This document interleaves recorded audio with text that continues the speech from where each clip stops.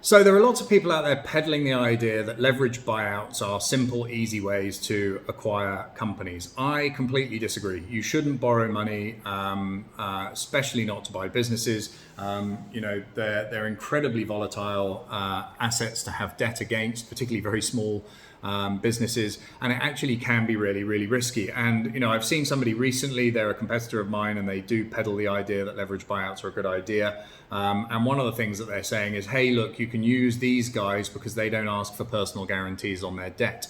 Well, what's interesting is if you borrow money from a company and give it to the previous owner, effectively you have taken that money out of that company, because when the company borrows money, it's the company's money.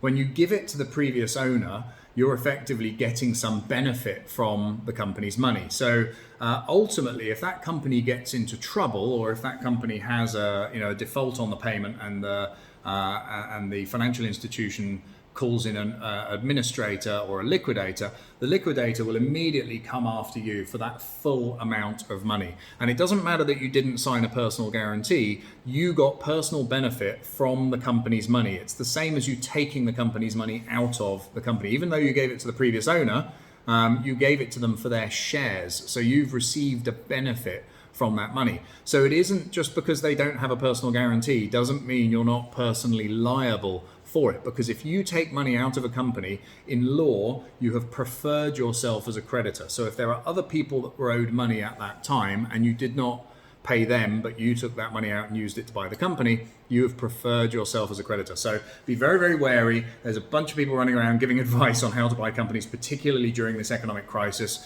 They don't know what they're talking about. They haven't been doing it for very long. I know they say they have. Just be very careful. Do it the right way. Learn how to do it the right way.